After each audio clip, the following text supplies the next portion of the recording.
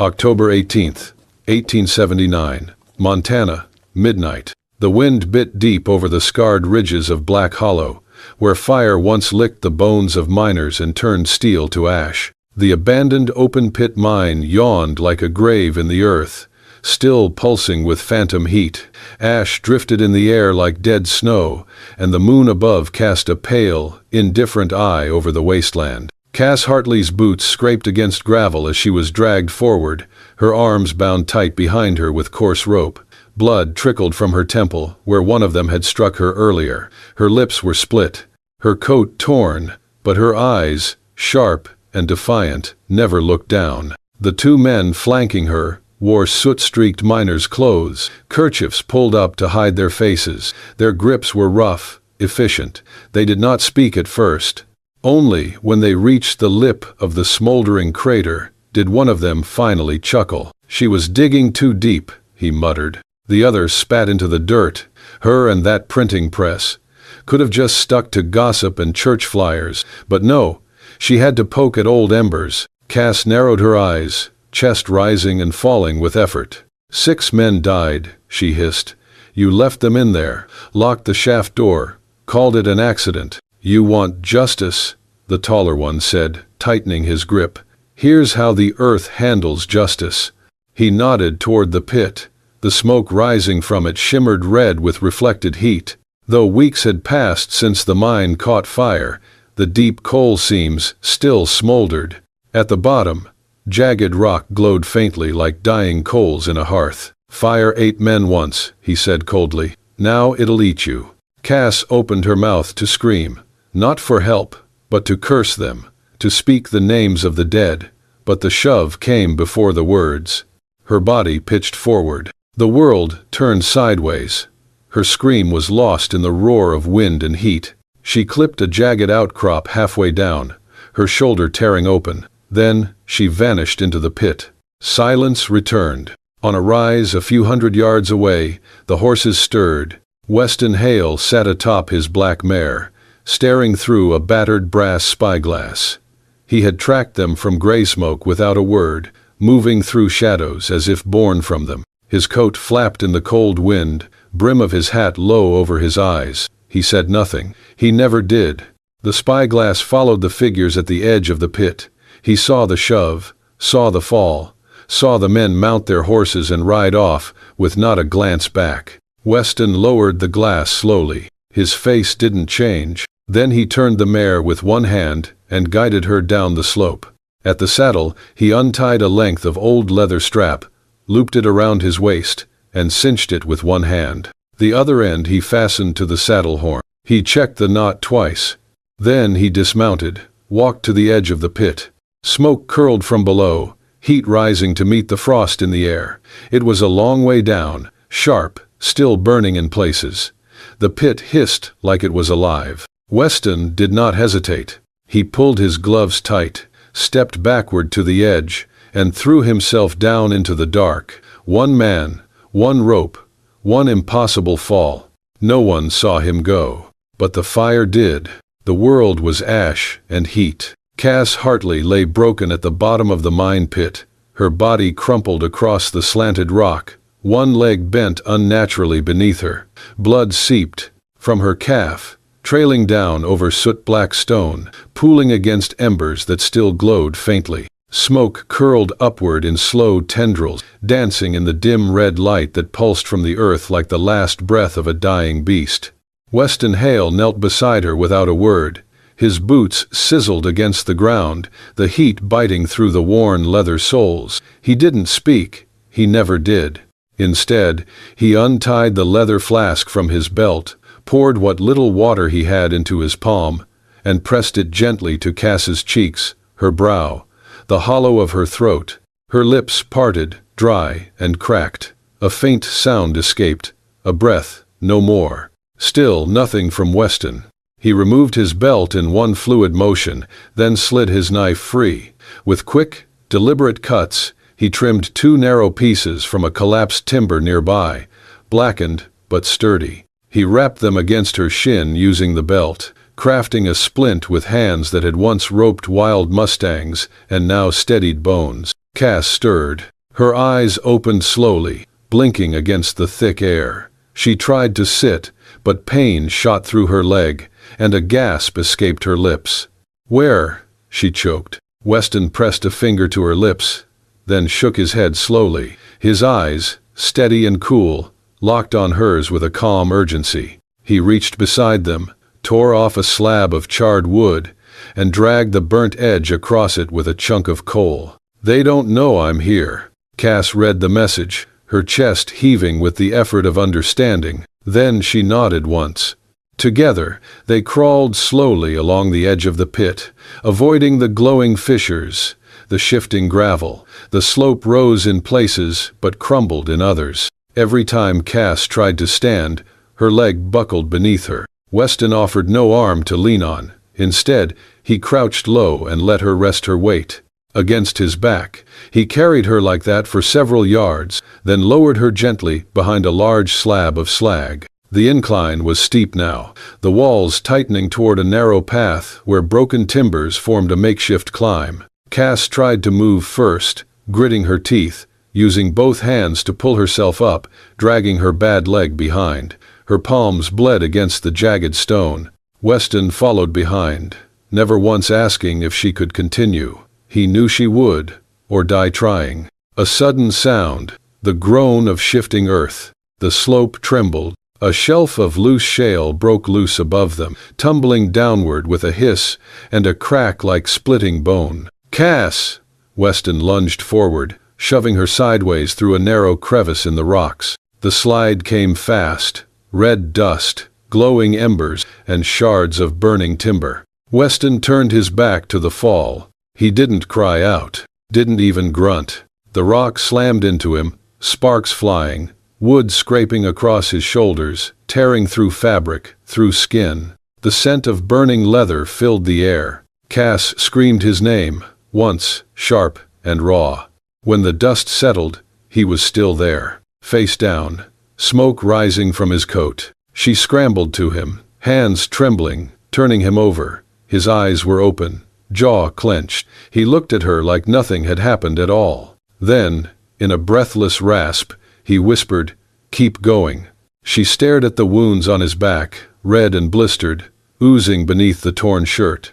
Her own pain vanished in the shadow of his. She nodded again, fighting back tears. With Weston leaning against her now, they moved slowly through the last stretch of the pit, the red glow behind them fading. They hadn't escaped yet, but the silence of death was broken, and life, stubborn, searing, unspoken, had chosen to stay. The old shack creaked in the wind, its warped boards whispering with every gust, like the ghosts of men who once took shelter here. Cass dragged Weston inside, the door hanging crooked on rusted hinges. Moonlight filtered through a hole in the roof, casting pale light on cracked floors and a leaning beam in the center of the room. She lowered him onto a bed of old canvas sacks. His breath came shallow, lips pressed tight. Blood had soaked the back of his shirt where the rocks had torn into his flesh. His skin was blistered, angry red. He didn't flinch. He hadn't made a sound since the rock fall. Cass ripped a strip of cloth from her petticoat, with shaking hands. Her fingers were slick with his blood as she pressed the makeshift bandage to his shoulder. He sucked in air but didn't pull away. "You should have died," she whispered. Weston didn't answer. She cleaned the wound the best she could, pouring what remained of their water over the burns. He winced, muscles twitching, but stayed still. "Why?" she finally asked, voice brittle. "Why did you jump in after me? You don't even know me." He sat up slowly, meeting her eyes in the flickering firelight. Then, wordless as ever, he stood and walked to the central beam of the shack. With one hand, he drew his knife from his belt. The blade caught the moonlight. He leaned close to the wood and began to carve, slow and deliberate. Cass approached, squinting at the jagged letters as they formed. "I know what it feels like to be left to die." The silence that followed was louder than any cry. She looked at him differently. The shadows softened on his face. Not a stranger, not just the cold rancher on the hill, a man who'd crawled out of fire before and had never really left it. He sat again, back against the wall, and she sat across from him. "I found something," she said after a long pause. "In the mayor's office." His eyes flicked toward her. She reached into the inner pocket of her coat, pulling out a folded sheet of yellowed paper, the ink smudged but legible. Ledger from the mine. Payments made to fake names. Shutdown costs recorded weeks before the explosion. They knew it was coming. He took it from her carefully, studying the names. "I was going to print it," she said. "My father warned me not to. Said there were men who wouldn't let that kind of truth out. The night before I was taken, someone broke into the shop, ransacked it. My father was gone by morning." "You think they took him?"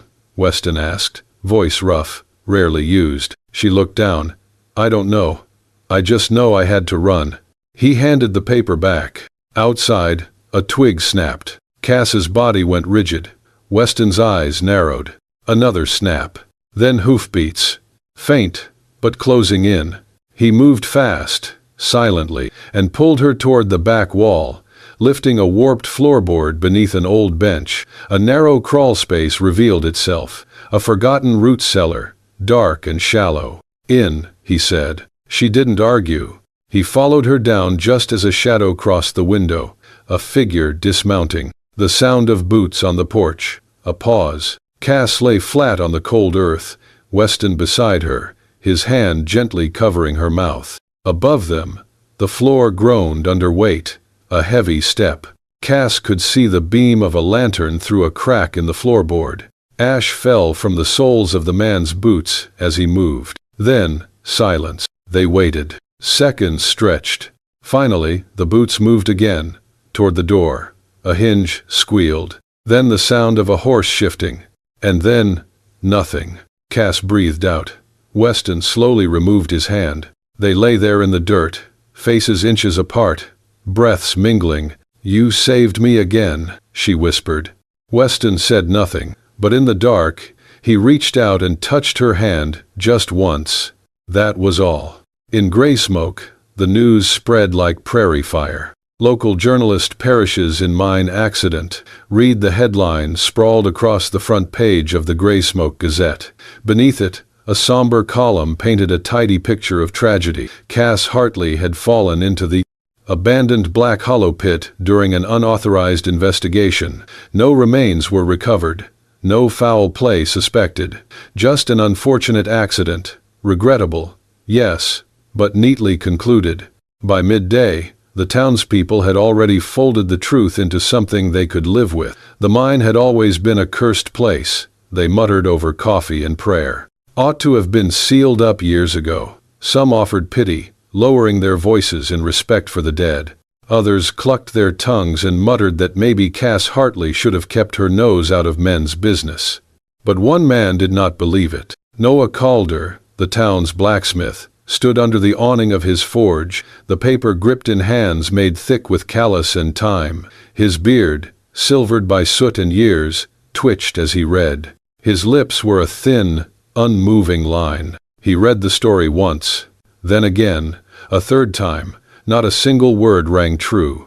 He had known Cass since she was a child, bold, stubborn, and too sharp to die stupid, and he knew Weston Hale. The man didn't ride out before first light, unless death or duty was waiting beyond the ridge. 2 nights ago, Noah had seen Hale's black mare limp back into town alone. The animal's side was caked with dried blood.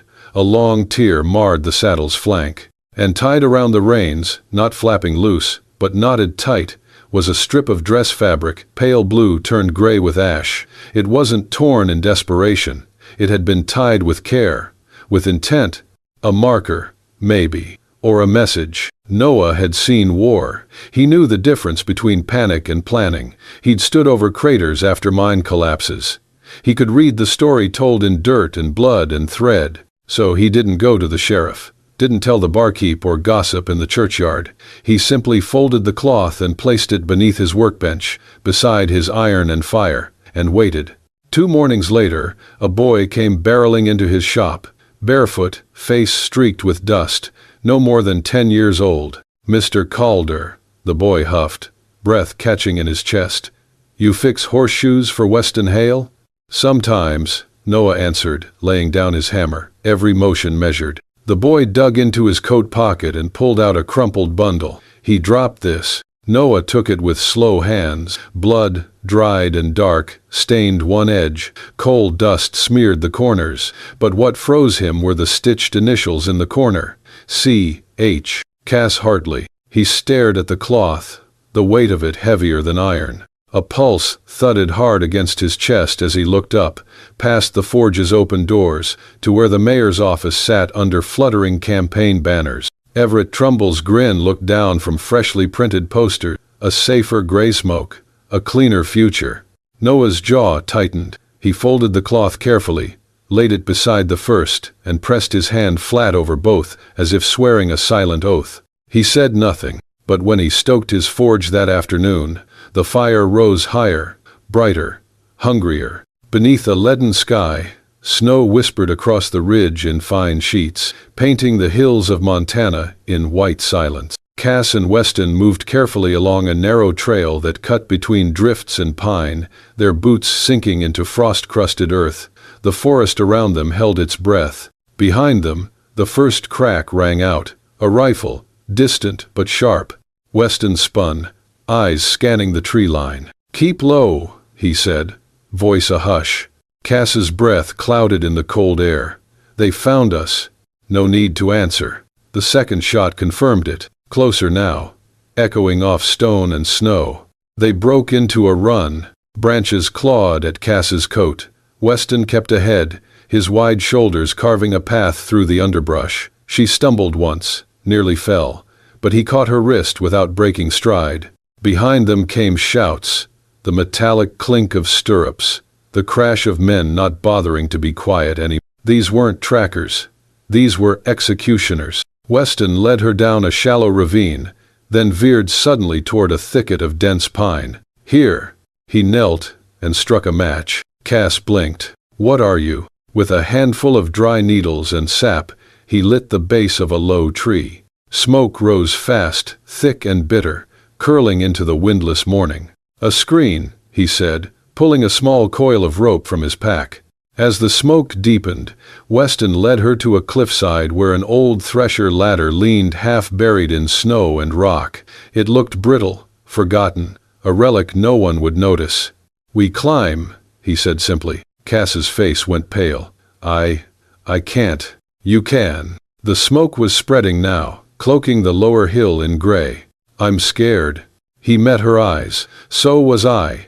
Every day. Still am." Then softly he added, "I'm not leaving." She swallowed hard and nodded. He boosted her first, steadying the base of the ladder as she began to climb. Her boots slipped once on the frozen rungs. She bit back a cry, legs trembling. From the smoke below came the muffled command, "Fan out, they're here." Cass froze. "Don't stop," Weston urged. "Go." She climbed higher, dragging her injured leg behind her. Then came the shot. A thunderclap in the mist. Cass turned in horror. Weston jerked backward, a red bloom spreading across his shoulder. He staggered, then grabbed the ladder with his good arm and shoved it upward, anchoring it against the rock as she reached the top.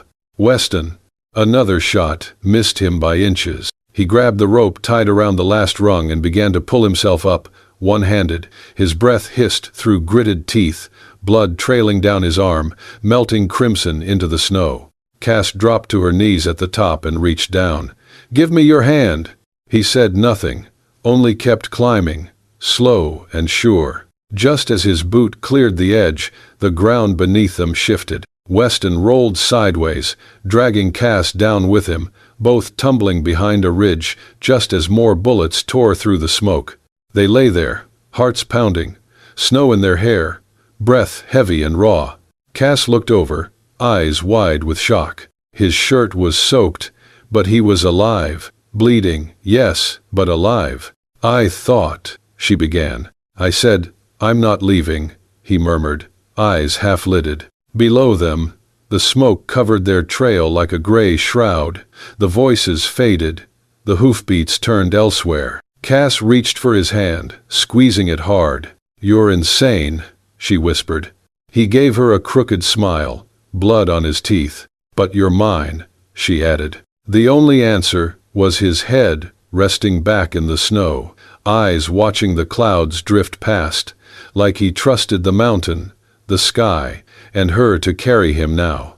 The cabin sat quiet beneath a ridge of tall firs, half buried in snow, forgotten by time and untouched by men for years.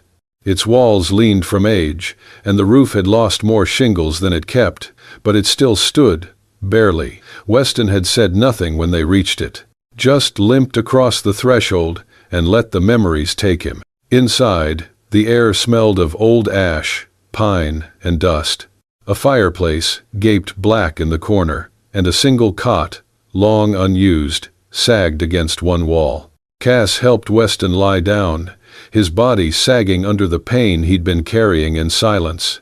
She built a small fire with dry wood from a hidden cache, then turned to tend his wound. He sat shirtless, the firelight dancing across his scarred back and bloodied shoulder. She knelt beside him with a bowl of melted snow, dipping cloth into the warmth and pressing it gently to the wound. He didn't flinch. "You were burning," she whispered. "You didn't make a sound." "I've burned before," he said quietly. Cass paused, waited. He didn't look at her as he spoke, his eyes fixed on the fire. "My father was the manager of Black Hollow Mine 15 years ago. He knew the equipment was failing, knew they wouldn't fix it. They told him to keep quiet, so he did. The day the shaft collapsed, my little brother was down there, just started working." He exhaled sharply through his nose. "They lied, paid off the families, told me and my ma it was an accident. But my father, he couldn't hold it, came out here one night, sat right in that chair." He pointed at a broken rocker in the corner. He poured lamp oil over himself and lit a match. Cass covered her mouth. "I came home to smoke," he said. "Not fire, just smoke." Silence followed, thick and reverent. Cass set the cloth down. Her fingers hovered, unsure, then settled gently on his back. "I carry fire too," she said, "in my bones, since they took my father, since they tried to bury the truth with me." Weston turned to her then, his gaze steady, quiet. "You and me," he said, "we're the ones left to remember." She didn't answer, but she leaned in, resting her forehead to his. The fire cracked behind them. Snow tapped softly at the glassless window.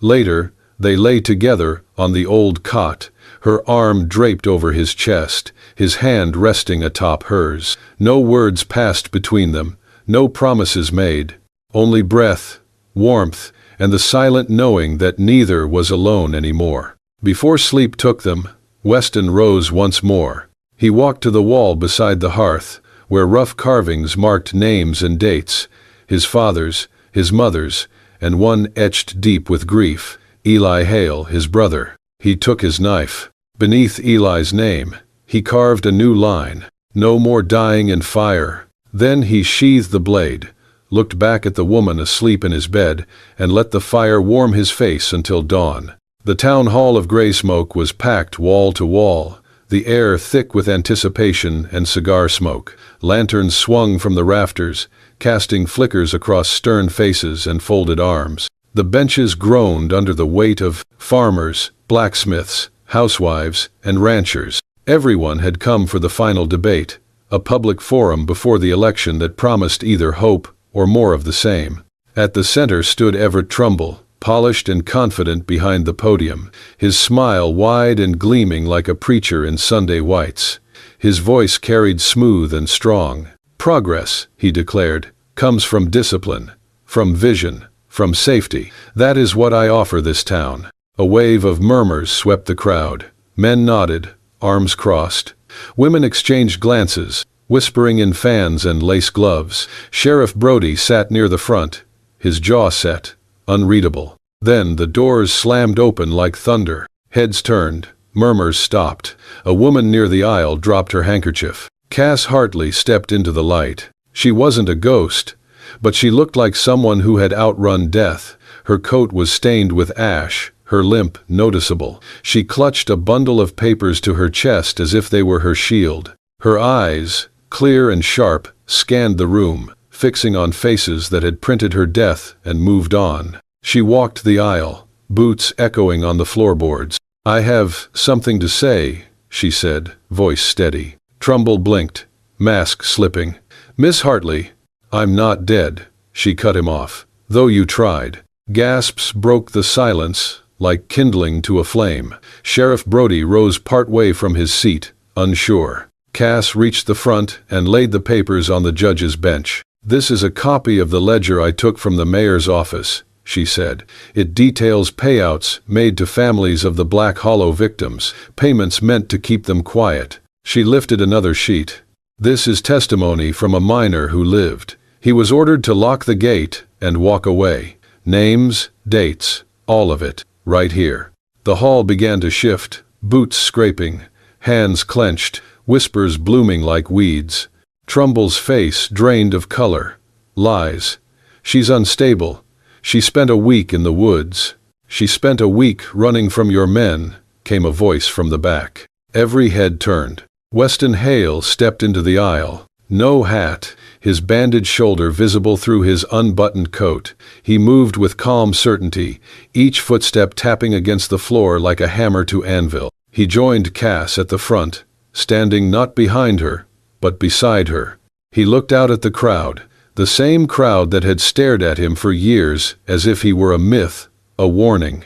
"I was there," he said quietly. "I saw them push her. I brought her out." Near the front, someone whispered, stunned, "He talks." Weston's eyes didn't waver. "My father died trying to speak truth. My brother died because men like Trumbull covered it. I've lived in silence ever since, but no more." He swept the crowd with his gaze, slow and level. "I was born of fire, but I won't let it take another soul." The room froze. Lanterns seemed to pause their sway. No one breathed. Then a hand rose. Noah Calder, grimy apron, soot-dark fingers. "I saw the blood," he said. "I kept quiet. I shouldn't have." One by one, others stood. A laundress, a rancher, a store clerk. One by one, voices that had stayed quiet found the courage to rise. Trumbull stammered, "This is mob rule." "No," Sheriff Brody said, rising with his badge in hand. "This is justice." Cass turned to Weston.